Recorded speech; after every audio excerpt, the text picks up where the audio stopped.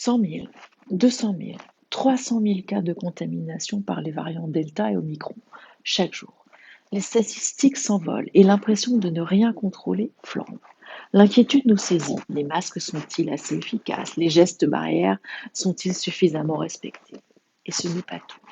Nous connaissons des personnes vaccinées, malades, heureusement, la plupart du temps sous une forme bénigne.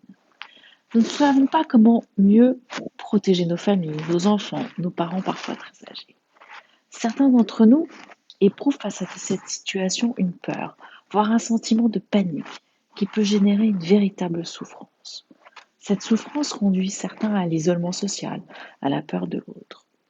En réalité, on ne peut jamais tout contrôler, mais on peut mieux contrôler les attaques de panique.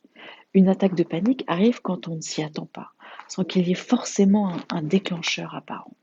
L'idée va être d'accueillir l'attaque en l'acceptant plutôt que de lutter en l'évitant.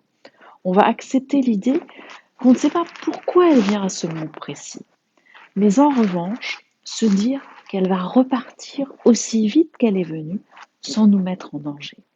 Ainsi, on va dominer cette peur de la peur et gagner en sérénité.